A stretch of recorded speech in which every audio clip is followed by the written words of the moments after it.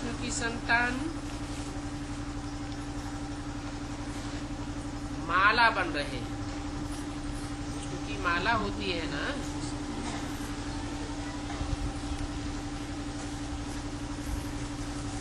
तुम रुद्रमाला के भी मणके हो, क्योंकि जानते हो रुद्रमाला के मणके ही विजयमाला में बाद में पिरोए जाते हैं। बाप कहते हैं रुद्रमाला के मणके तो हो, लेकिन विकार में जाना महापाप है।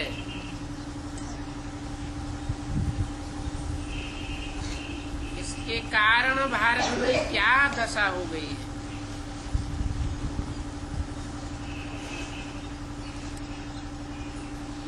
ये साधु संत आदि सभी भक्त मार्ग में,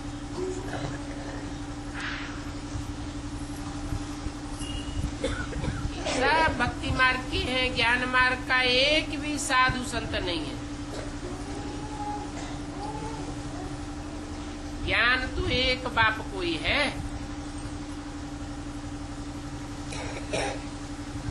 ज्ञान माना जानकारी, समझ। बुद्धिमानों की बुद्धि वो कहा जाता है।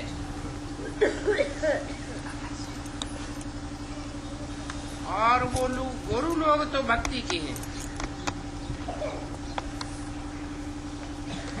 भक्ति माना ही दुर्गति। 2500 साल से भक्ति चलती चली आई है और दुनिया दुर्गति को पाती चली आई। भक्ति में क्या करते हैं? उन गुरुओं के चरण धो करके पीते हैं।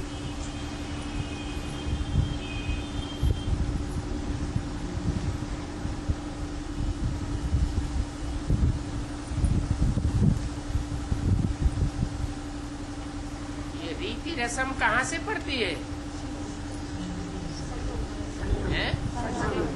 संगम युग से सारी रीति रस्म रिवाज है। जो ब्राह्मणों की दुनिया के गुरु हैं, जो पक्के देवी देवता सनातन धर्म के नहीं हैं, उनके द्वारा ये परंपराएं पड़ती हैं।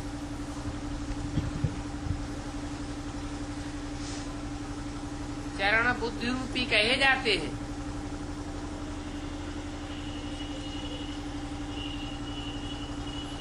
इन साधु संत महात्माओं को भी भ्रष्टाचारी तो कहेंगे ना। कौन सा आचरण करते हैं जो भ्रष्टाचारी कहे जाते हैं? वो भी भ्रष्ट इंद्रियों का आचरण करते हैं।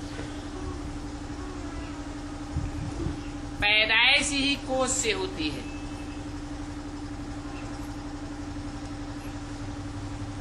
उनको इस बात का पता ही नहीं है कि हम भ्रष्टाचारी हैं। हमारी पैदाइश भ्रष्ट इंद्रियों के आचरण से हुई है। अगर वो ये बात समझें कि देवताएं कैसे श्रेष्ठाचारी हैं,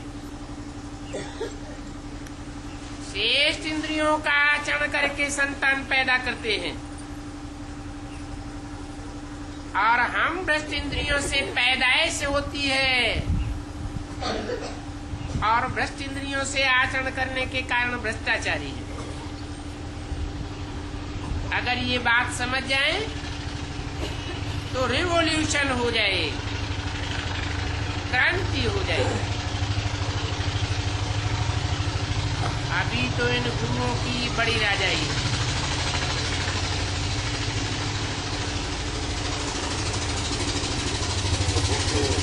आजकल तो दुनिया में देखो क्या हो रहा है।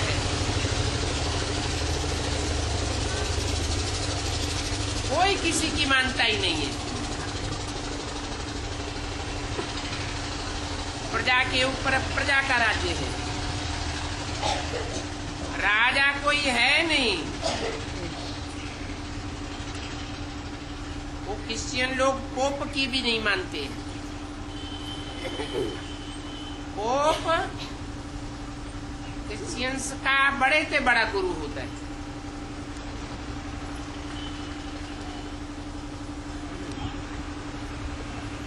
सब देशों में प्रजातंत्र राज्य है। प्रजातंत्र राज्य का जो मुखिया प्राइम मिनिस्टर का भी नहीं मानते।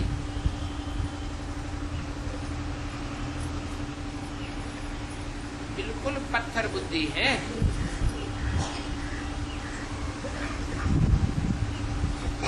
और खुद पत्थर बुद्धि होने के कारण भगवान को भी पत्थर ठेकर में ठोक दिए।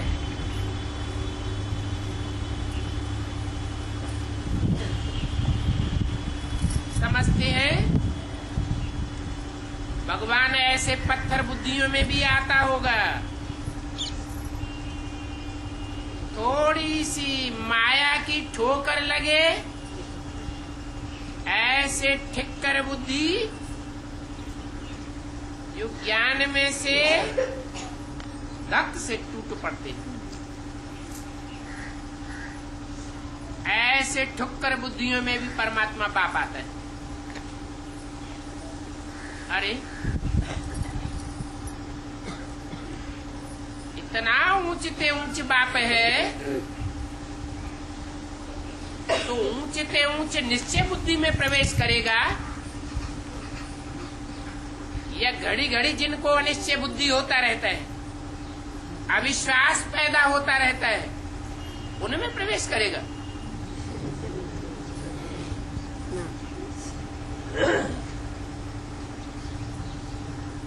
अभी बाप सारी दुनिया को बदलते हैं।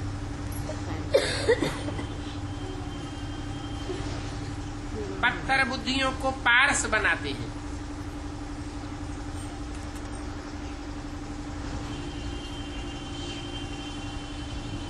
ये किसी को भी पता नहीं है कि कलयुग से सतयुग कौन बनाते।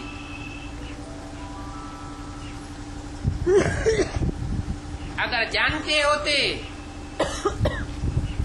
तो हर युग में भगवान को नहीं ठोक देते। कहते हैं कल्प कल्प भगवान आते हैं, हर युग में भगवान आते हैं। गीता में लिखा है संभवामि युगे युगे।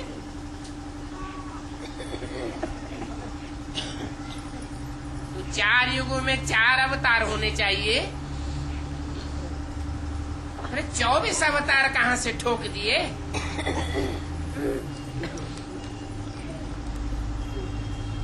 इससे साबित होता है कि कोई को पता ही नहीं है इस सस्य रूपी मकान की जब दुर्दशा हो जाती है, मकान एकदम तमो प्रधान पुराना हो जाता है, तभी इस सृष्टि का मालिक का आना होता है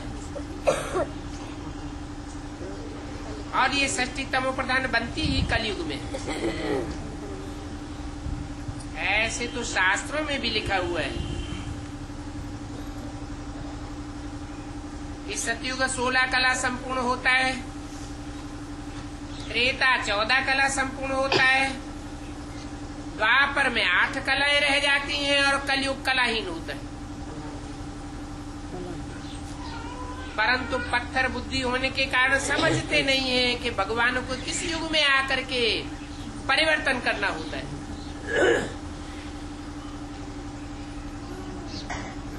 अभी तुम बच्चे तो समझते हो कि भगवान कलयुग में आकर के ही सतयुग बनाते हैं। ये कलयुग है, कलह कलेश का युग, झूठ खंड है ना। झूठ खंड को सच खंड कौन बनाते हैं? झूठा स्थायी रहता है या सच्चा स्थायी रहता है? सच्चा स्थायी रहता है, इसलिए सच खंड भारत में ही होता है। भारत ही अविनाशी खंड है, और जो भी दुनिया के खंड हैं, चाहे अमेरिका है, क्रिश्चियन खंड, अफ्रीका अरब देश है, इस्लामी धर्म खंड, अफगानिस्तान, ईरान, इराक, पाकिस्तान, जो भी मुस्लिम खंड है वो सब विनाशी है। इनकी कोई की भी 2500 वर्ष से पुरानी हिस्ट्री नहीं मिलती। 2500 वर्ष पहले भी ये समुद्र के गर्त में समाये हुए थे, और अभी भी एटम बमों का विस्फोट होगा तो ये सब धर्म खंड जो झूठे खंड हैं, झूठ मनुष्यों के द्वारा बनाए गए हैं। झूठे धर्म, मनुष्य धर्म पिताओं के द्वारा धर्म की स्थापना हुई है इन खंडों में। ये सब खलास हो जाए।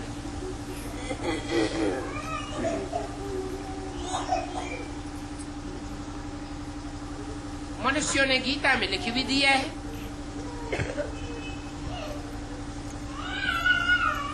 असत्य का विनाश होता है और जो सत्य है उसका कभी विनाश नहीं होता।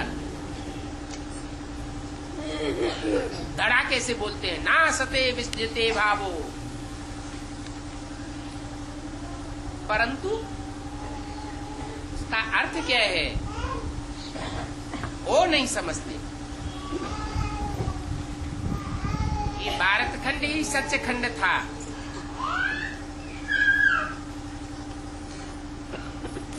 और 100% सच खंड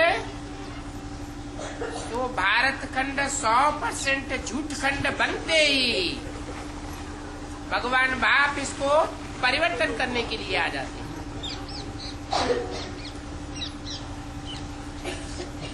तो अब तुमको अभी इन बातों का पता है तो महावीर बनना चाहिए।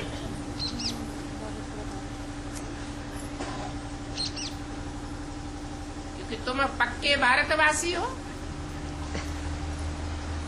आप देखो शादियों के लिए हाल बनाते हैं, उनको समझाओ। ये जो धर्मशालाएं बनाते हो, लक्ष्मी नारायण के मंदिर बनाते हो और वहीं शादियां रचाते हो। ये मंदिर तो देवताओं की यादगार हैं।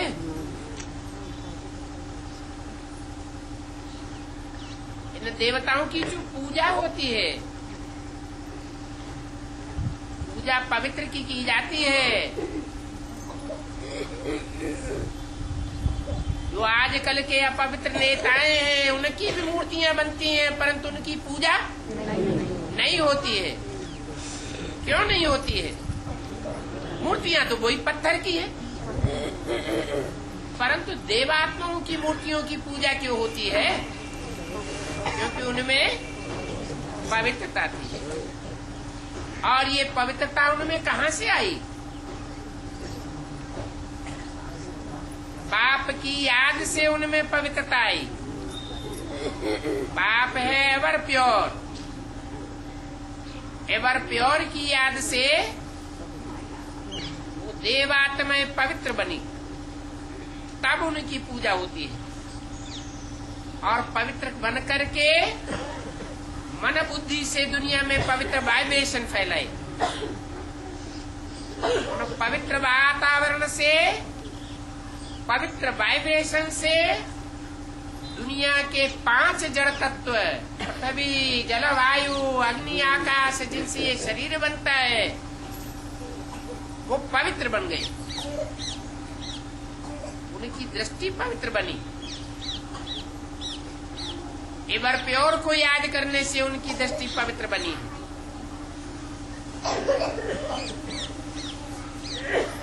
इसको याद करते हैं, बुद्धि में, मन में उनकी याद जरूर आती है। आंखों से जिसको देखते हैं उसकी याद जरूर आती है।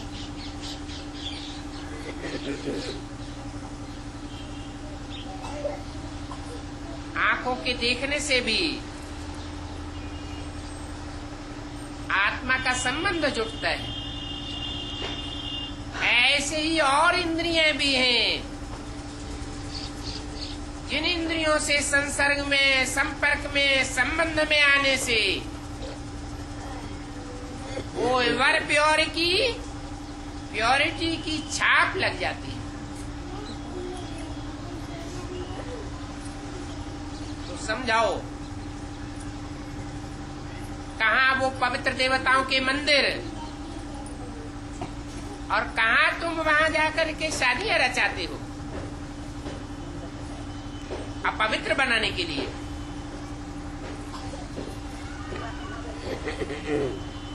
अपवित्र दुनिया रावण की दुनिया है और पवित्र दुनिया देवताओं की दुनिया है।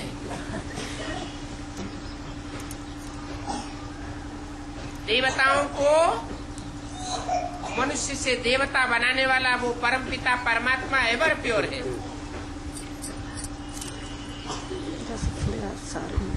तो ये देखो कैसा कंट्रास्ट। एक तरफ मंदिर में पूजा करते हैं और दूसरी तरफ वहीं शादियां रचाते हैं अपवित्र बनाने के लिए। बाप कहते हैं अभी ये कोष घर बंद करो।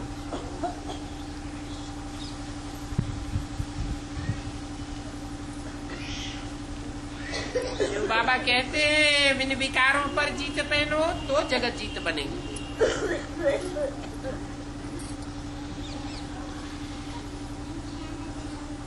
अगर विकारी बने रहे तो जगत जीत बन नहीं सकते। जगत जीत बनेंगे नहीं तो बाप के प्यारे बच्चे कैसे कहे जाएंगे। जगत जीत बनना बड़ी मंजिल है। जो बाप को याद नहीं करते हैं तो फिर मुझते रहते हैं।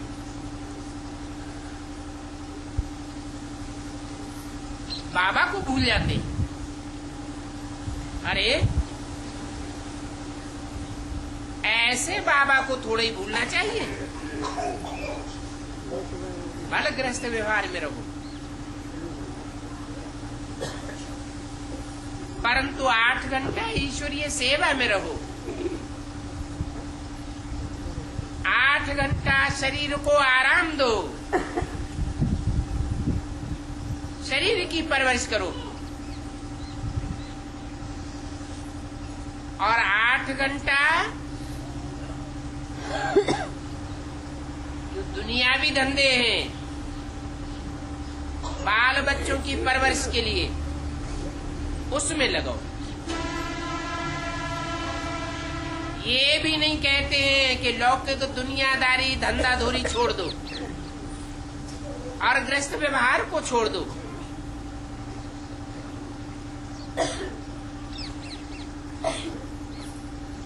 सन्यासियों में चल एकदम छोड़ छाड़ के भाग खड़े हो।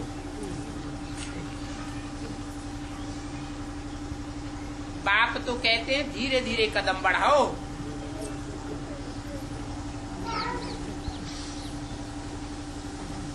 ऐसे ऐसे तुम सहज पुरुषार्थ करेंगे तो कल्प कल्प के लिए सहज हो जाएगा।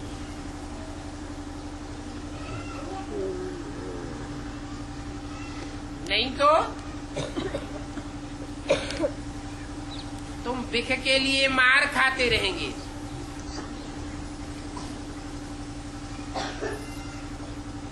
अभी आस्ते आस्ते हड्डियां नरम होती जाती हैं।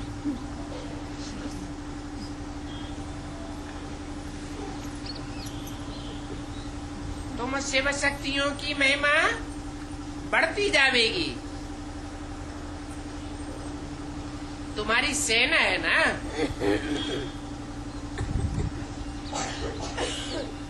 शिव शक्तियों की बहुत बड़ी सेना हो जाएगी।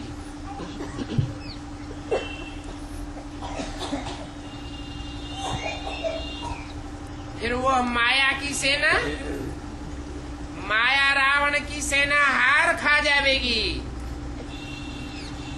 अभी दोनों सेनाएं हैं, माया रावण की भी सेना है और तुम शिव शक्तियों की भी सेना है। तुम पवित्र रहने के लिए लड़ाई लड़ती हो। बाप की याद से तुम्हारे में ताकत आ जाएगी।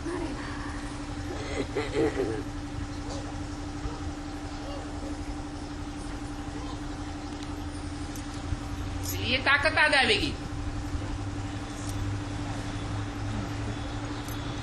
जो भी माया रावण की सेना के दुर्योधन दुशासन हैं, उनसे मुकाबला करने की ताकत आ जाएगी। बाप को कहते ही है सर्वशक्तिवान।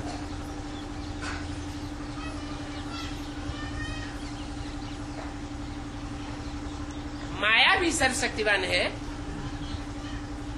परंतु आखिरी तुम बच्चों की विजय होगी। लोग समझते हैं कि भगवान सर्वशक्तिवान है तो कुछ भी कर सकते हैं।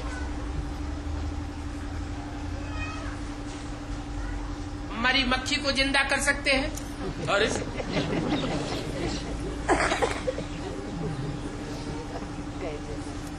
भगवान बाप ऐसी कोई बाजीगरी नहीं करता।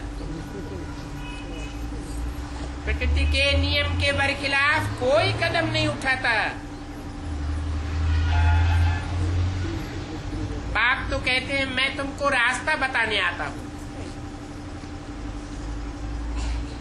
ये सीधा रास्ता है, पुरुषार्थ करने का सहज रास्ता है, निरंतर याद करने का ये सहज रास्ता है।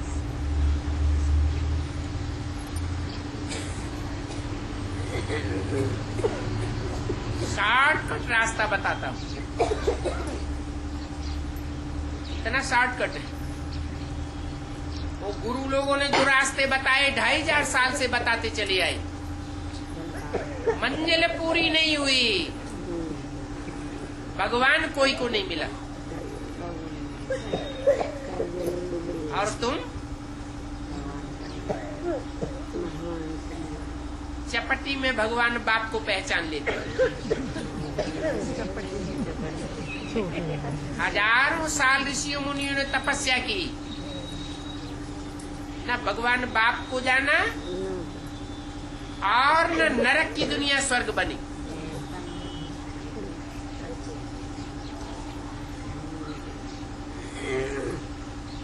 और तुम तो थोड़े समय में ही, ज्यादा से ज्यादा कितने समय में, 100 साल के संगम युग में गारंटी से कहते हो कि हम नरक की दुनिया को श्रीमत पर स्वर्ग बनाएंगे। बाकी मैं ऐसे थोड़ा ही कहता हूं कि मुर्दे को जिंदा कर दूंगा। मुझे बुलाया है, मुर्दों को जिंदा करने के लिए बुलाया है। भक्ति मार्ग में कहते हैं और धर्म के लोगों की ये मान्यता है कि जो मरते जाते हैं वो कब्र दाखिल हो जाते हैं। जब कयामत का समय आवेगा तो अल्लाह मियां आकर के कब्र से जगावेंगे। मानो मुर्दों को जिंदा कर देंगे। ऐसी कोई बात नहीं। अभी तो ये सारी दुनिया कब्र दाखिल है। कब्र में क्या होता है? मिट्टी ही मिट्टी होती है। सारी दुनिया देह अभिमानी की मिट्टी में दबी पड़ी है। भगवान बाप आते हैं तो आकर के परिचय देते हैं, तुम देह रूपी मिट्टी नहीं हो, तुम तो चैतन्य आत्मा हो। यही मुर्दे को जिंदा करने का तरीका है। बाकी कोई मुर्दे को जिंदा करने की बात नहीं है। तुम मुझे बुलाते ही हो, भक्ति मार्ग में किस लिए बुलाते रहे? ये पतित पावन बाप आओ, हम पतितों को पावन बनाओ।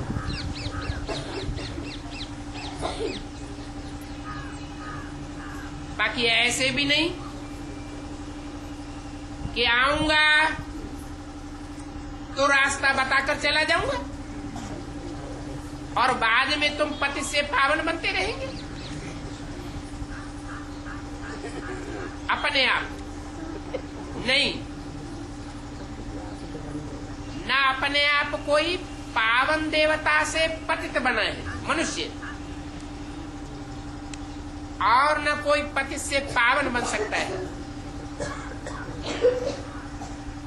सिवाय परमपिता परमात्मा के संग के रंग लगे।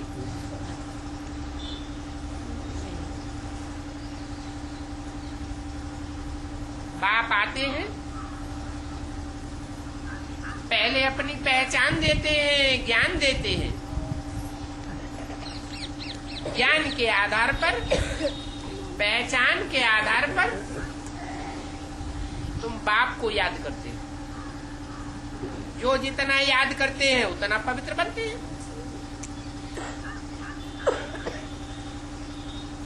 जिनकी बुद्धि में नहीं बैठता है वो काम कटारी चलाने वाले बड़े कसाई हैं।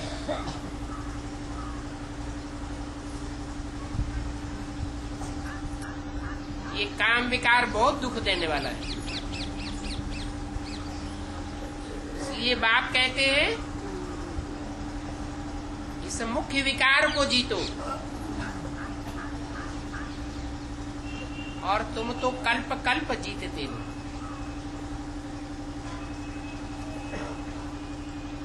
वो इस्लाम धर्म खंड के वासी, क्रिश्चियन धर्म खंड के वासी नहीं जीतते हैं, बौद्धी धर्म खंड के वासी नहीं जीतते हैं। तुम ही काम विकार को जीतते हो। तुम पक्के भारतवासी हो। तुम ही राम राज्य स्थापन करते हो।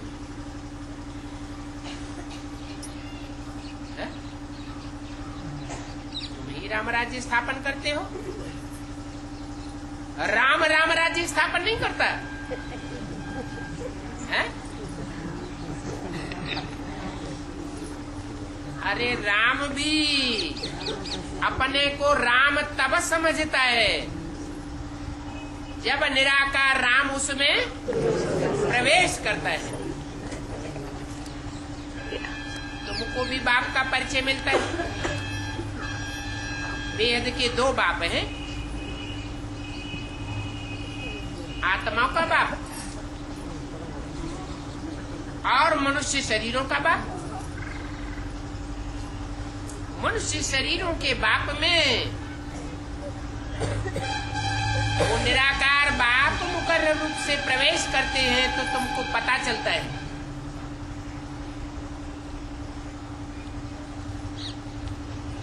ये राम बाप है और ये कृष्ण बच्चा है।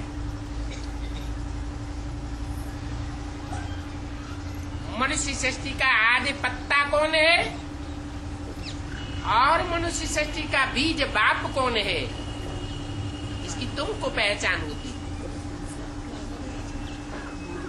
तो जिनको दोनों की पहचान हो जाएगी वो पत्ते को फॉलो करेगा या बीज को फॉलो करेगा?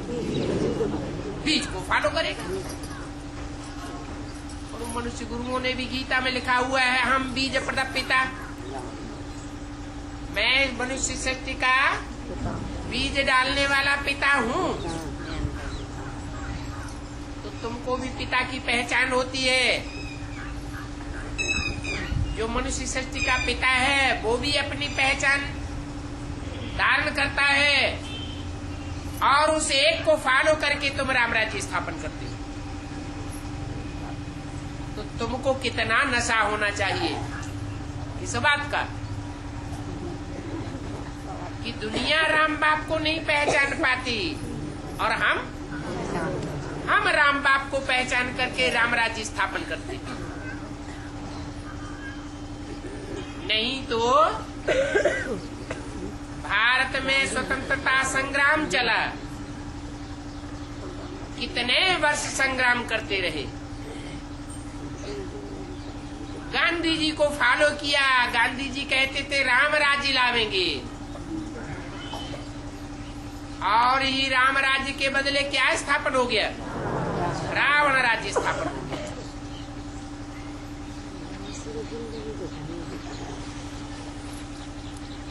बाप कहते हैं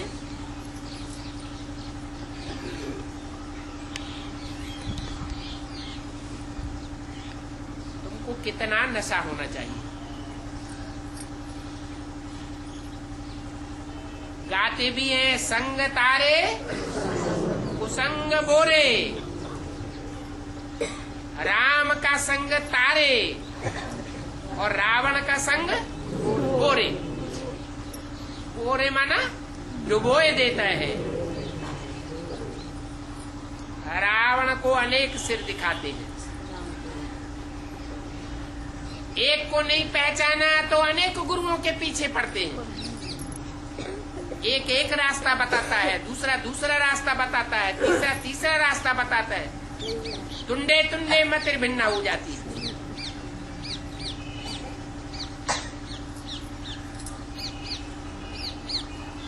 अब राम बाप को तो एक ही शीश दिखाया जाता है, माना व्याप एक रास्ता बताते। उसके लिए आकर के पहले अपनी पहचान देते हैं। बाप की पहचान हमको मिलती है।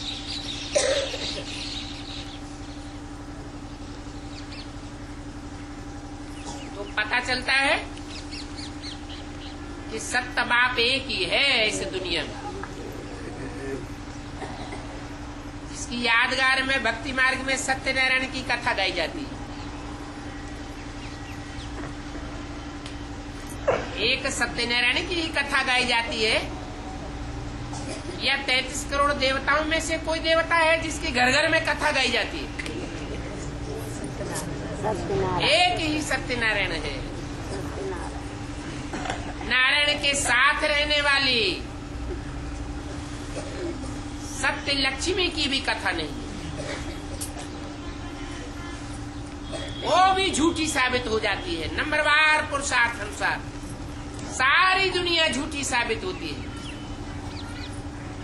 कहते भी हैं गॉड इज ट्रुथ, भगवान ही सच्चा है, और ट्रुथ इज गॉड, सच्चा ही भगवान है। जो 100% सच्चा है वो ही भगवान है। ऐसे सच्चे के साथ संग करने से तारे माने पार हो जाएंगे। कुसंग अर्थात झूठों का संग करने से इस विषय वैतरणी दुनिया कहो, विषय सागर कहो, डूब मरेंगे। संग रावण का है, सत्संग राम बाप का है। राम बाप एक है और रावण अनेक सिर वाला है। और राम वो नहीं इसकी सीता चोरी हो गई है? जिस राम की सीता चोरी हो गई वो हमारी रक्षा करेगा है? जरूर उसका पुरुषार्थ अधूरा होगा। 16 कला संपूर्ण नहीं बना होगा।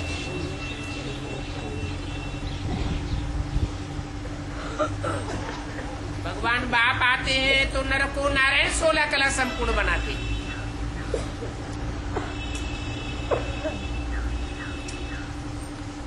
अब सीता चोरी हो गई वो तो भक्ति मार्ग की बात है, परंतु उन भक्ति मार्ग की बातों का फाउंडेशन कहाँ पड़ता है? संगम की दुनिया में इस सब बातों का फाउंडेशन पड़ता है।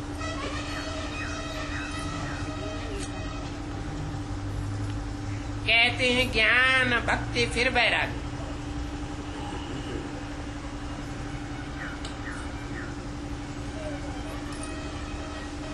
उल्टा नहीं कहते हैं वैराग भक्ति ज्ञान या भक्ति वैराग ज्ञान। क्या कहते हैं? ज्ञान भक्ति वैराग। क्यों? कि भगवान आते हैं तो ज्ञान सुनाते हैं। जिनकी बुद्धि में ज्ञान बैठता जाता है उनको भक्ति मार्ग की बातों से वैराग आता जाता है। अगर भक्ति मार्ग की बातों से कर्मकांडों से वैराग नहीं आता तो समझो उनकी बुद्धि में ज्ञान बैठा ही। और भक्ति से वैराग मना सारी पुरानी दुनिया से वैराग। इन आंखों से तुम जो भी देखते हो,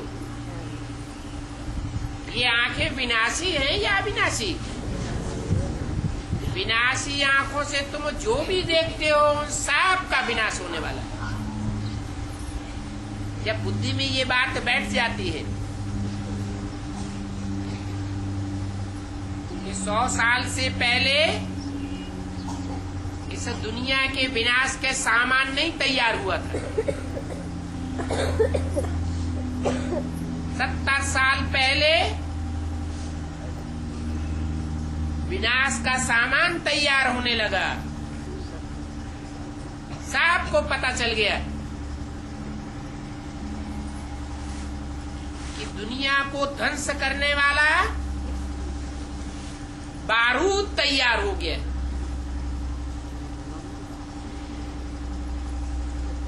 परंतु ये किसी किसी को पता चलता है कि दुनिया का ध्वंस होने से पहले इस दुनिया का जो रचयिता बाप है वो नई दुनिया रचने के लिए आ जाता है। आज से 70 साल पहले नई दुनिया का रचयिता बाप भी इस सृष्टि पर आया और विनाश की सामग्री भी तैयार होने लगी।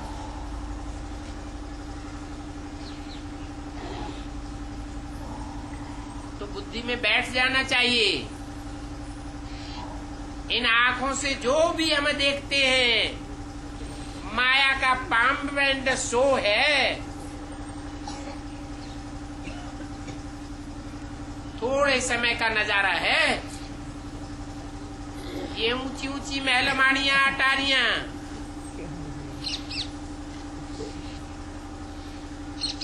मल्टी स्टोरीज बिल्डिंग जो देखने में बड़ी अच्छी लगती है, अब थोड़े टाइम के अंदर ये सब खलास होने वाली है। तो इन विनाशी आंखों से जो भी देखते हो वो सब खलास होने वाला है। अगर ये पक्का बुद्धि में बैठ जाए तो वैराग आवेगा या नहीं आवेगा? आवेगा। अभी नाटक पूरा हुआ। वो हद के नाटक होते हैं, पूरा होता है जो भी नाटककार होते हैं, एक्टर्स होते हैं, हीरो हीरोइन होते हैं, नाटक पूरा होने के बाद कहाँ जाते हैं? अपने अपने घर जाते हैं। और नाटक देखने वाले भी अपने अपने घर जाते हैं। तो ये जो ब्रॉड ड्रामा है इस दुनिया का, इसका डायरेक्टर पर्दे के पीछे छुपा हुआ है। कोई ने विलासी आंखों से दिखाई नहीं देता है।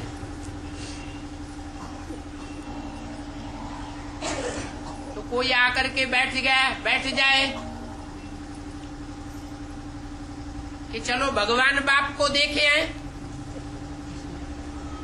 तो इन आंखों से दिखाई देगा क्या? दिखाई ही नहीं देता है। वो पर्दे के पीछे रहने वाला है। तीसरे नेत्र से, ज्ञान के नेत्र से, बुद्धि रूपी नेत्र से ही उस बाप को पहचाना जाता है।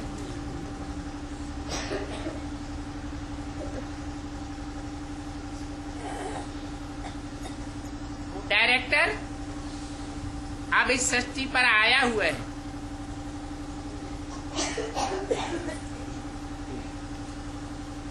जो नंबरवार एक्टर्स हैं वो अपना पार्ट बजाए, और जो भी सच रूपी रंगमंच के एक्टर्स हैं 500-700 करोड़, आगे पीछे सबको अपना अपना पार्ट बजाना है। पार्ट पूरा होगा और 5-7 रोज में एटॉमिक एनर्जी के द्वारा ऐसे दुनिया का विनाश हो जाएगा। तो समझो अभी नाटक पूरा हुआ। अब हम जाते हैं अपने घर। कौन? हम आत्माएं। शरीर नहीं जावेंगे। शरीर तो जड़ है, विनाशी है। ये दुनिया ही विनाशी है, परंतु आत्माएं अविनाशी है। अविनाशी आत्माएं अपने अविनाशी धाम वापस जावेंगी। बाप भी कहते हैं अब अपने घर को याद करो।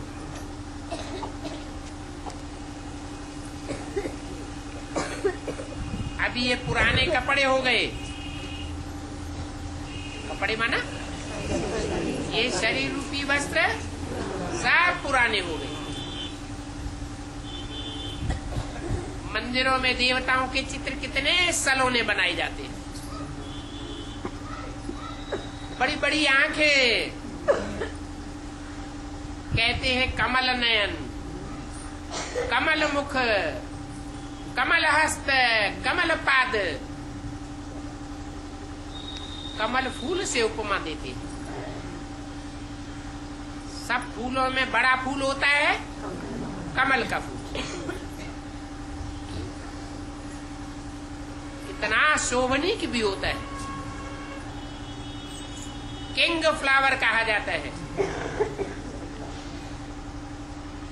इतना सुंदर तुम्हारा चोला था।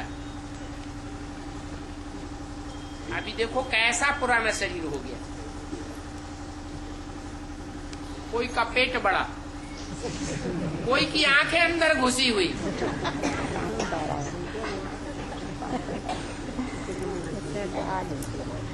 कैसे कैसे कार्टून बनते जाते हैं मनुष्य।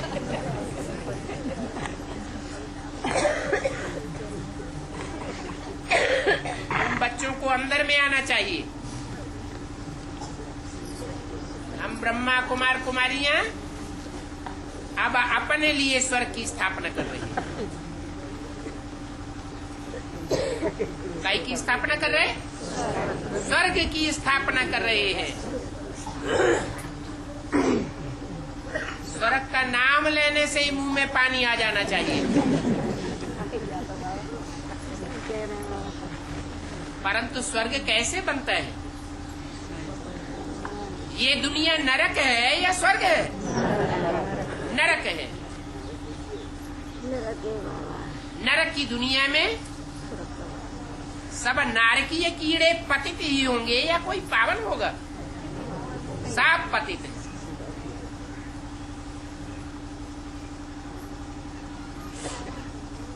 सुप्रीम सोल बाप इस मुकर्रर रथ में आता है, वो रथ भी पावन कहेंगे या पतित कहेंगे? हैं? पतित तन में आता हूँ, बड़े से बड़े कामी कांटे में आकर उसको बड़े से बड़ा कमल फूल बनाता हूँ।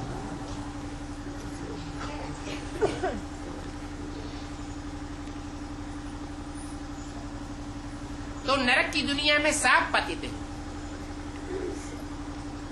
अब पतितों की दुनिया पावन कैसे बनेगी?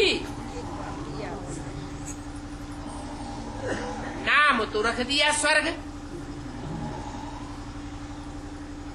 जैसा नाम वैसा काम भी करना पड़े। क्या काम करेंगे? है?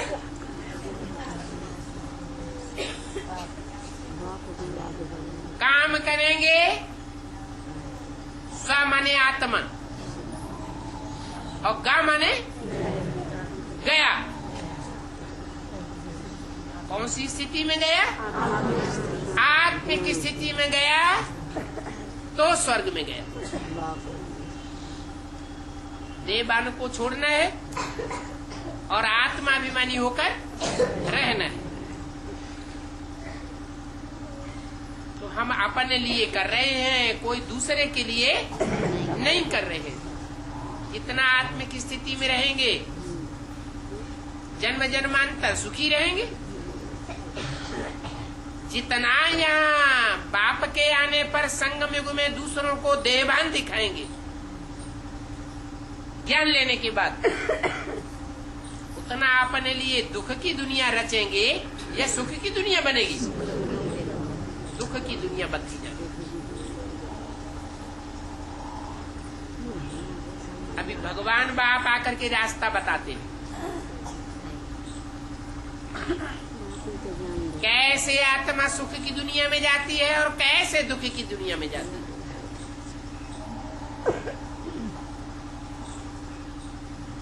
स्वर्ग की स्थापना करने के लिए कोई हिंसा की बात नहीं है।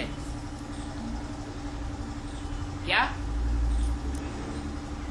वो राजाएं होते हैं, अपनी राजाई स्थापन करने के लिए दूसरे के राज्य पर आक्रमण कर देते हैं? इतनी हिंसा होती है। ये हिंसक लड़ाइयां करते करते दुनिया नरक बनती जाती है। बाप ऐसी हिंसा करना नहीं सिखाते, बाप तो अहिंसक युद्ध सिखाते हैं।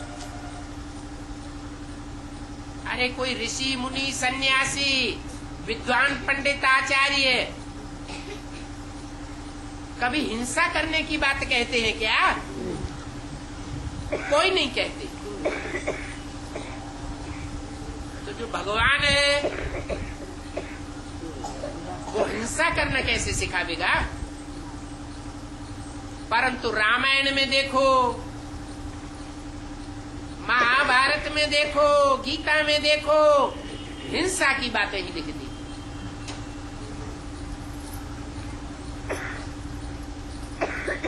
भगवान को भी हिंसक बनाई दिया। कहते सबके गले काटते थे, परंतु गला काटने का अर्थ क्या है वो जानते ही नहीं। गला काटना माना आत्मा रूपी जो सिर है वो अलग हो जाए और धड़ अलग हो जाए। देह अलग और आत्मा अलग। ऐसी स्टेज हमको जीते जी धारण करनी है। इतनी आत्मिक स्थिति की प्रैक्टिस पक्की हो जाए कि आत्मा अलग महसूस हो और ये 5 तत्वों का सड़ा हुआ शरीर अलग महसूस हो।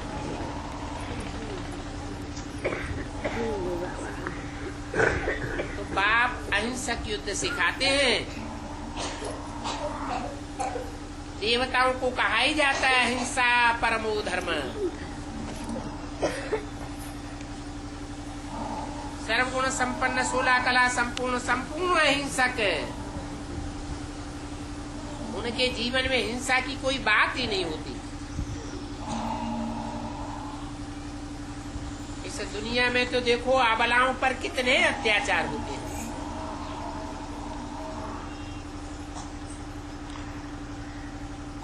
इतने तो अत्याचारी होते हैं कि कसाईयों की तरह हड्डियां भी तोड़ देते हैं।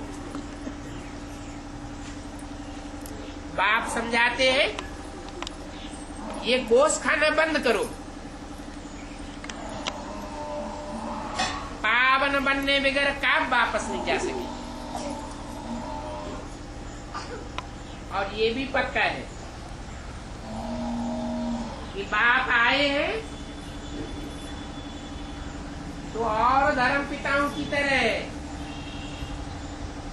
विद्वान पंडिताचार्यों की तरह, ऋषि मुनियों की तरह गाल बजा करके नहीं चले जाते हैं।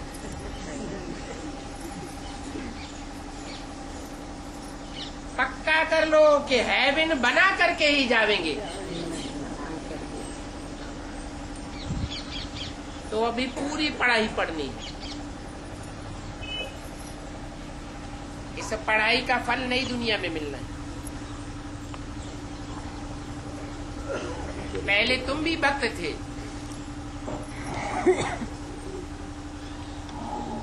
अभी एक बाप से ज्ञान लेते हो, क्योंकि जानते हो वो एक से आता है ज्ञान और अनेकों से आता है अज्ञान अर्थात भक्ति। अगर अभी भी अनेकों से ज्ञान लेते रहे, अनेकों से सुनते रहे, तो भक्ति कहेंगे या ज्ञान कहेंगे? भक्ति से दुर्गति हो जाएगी।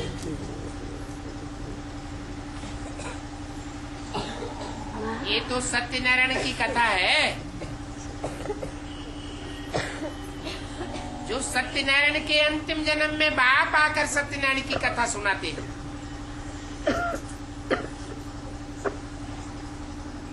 इसको तीसरी की कथा कहो, अर्थात तीसरा नेत्र खुलने की कथा कहो। तीसरा नेत्र किसको दिखाया जाता है? शंकर को तीसरा नेत्र दिखाते हैं।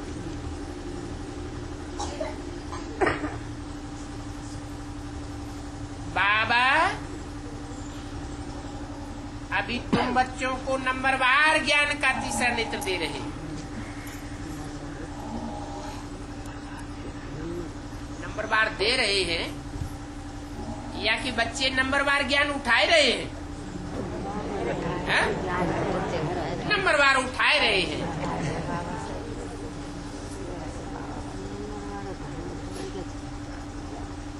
ऐसे भी नहीं कि तीसरा नेत्र मिल गया बस।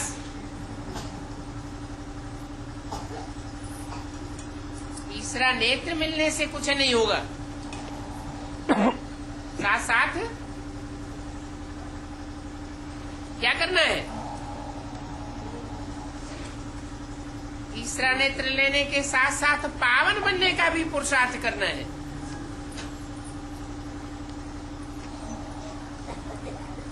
अगर पतित बन गए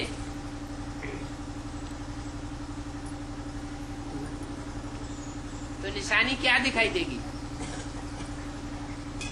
ज्ञान में चलते चलते अगर पतित कोई बनता है तो क्या निशानी दिखाई देगी? है? अगर पतित बना फिर मुख से ज्ञान निकलेगा नहीं। क्या? ज्ञान तो आकर बाप देते हैं, परंतु जो पतित बनते रहते हैं उनके मुख से ज्ञान की बात निकल नहीं सकती। ये काम महाशत्रु है।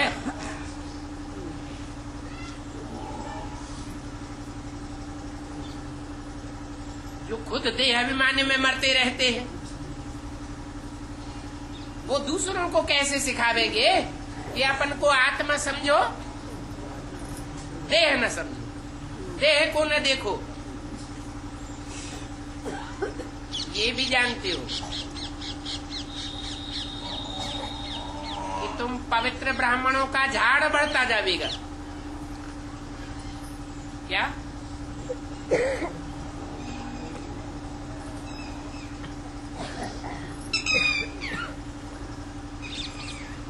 पवित्र झाड़ बनेगा, उसकी निशानी बताई। क्या? पवित्रता माने प्योरिटी। इस संगठन में प्योरिटी होगी तो यूनिटी बढ़ेगी, संख्या बढ़ती जाएगी क्योंकि प्योरिटी धारण की हुई। परंतु अगर इम्प्योरिटी आ गई तो संगठन का विनाश भी होता रहेगा। जैसे सन 76 के लिए घोषणा की 66 में कि 10 वर्ष में पुरानी दुनिया खलास होगी और नई दुनिया की स्थापना हो जाएगी। तो क्या बाहर की दुनिया के लिए बोला था? कहाँ के लिए बोला था? ब्राह्मणों की संगम युगी दुनिया के लिए ही बोला था कि 76 में बाप जब प्रत्यक्ष होते हैं तो नए ब्राह्मणों के संगठन की स्थापना करते हैं और ब्राह्मणों का तमो प्रधान पुराना संगठन विनाश को पाता है। चाहे वो बड़े बड़े सेंटर ही क्यों न हो, अगर इम्प्योरिटी आती जाएगी तो उनका विनाश हो जाएगा। चाहे छोटी गीता पाठशालाएं हो, छोटे सेंटर हो, जितनी जितनी पवित्रता होगी उतना स्थायी रहेगी।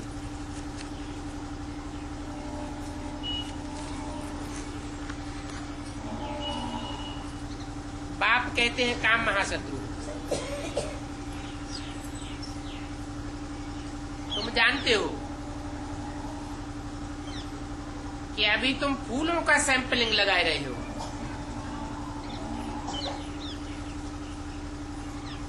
फूलों से खुशबू आती है ना, दिव्य गुणों की खुशबुएं हैं। परंतु जो जंगली आदमी होते हैं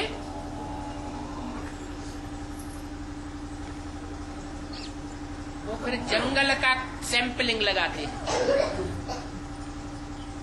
कांटों के जंगल बनाते रहते। कैसे? यहाँ ब्राह्मणों की दुनिया में भी ऐसे हैं।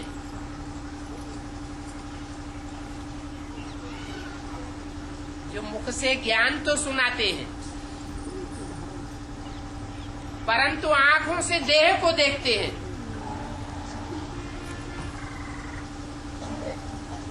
देह अभिमान के वाइब्रेशन छोड़ते हैं। तो कांटों की दुनिया बनेगी या फूलों की दुनिया बनेगी? कांटों की दुनिया बन जाती है।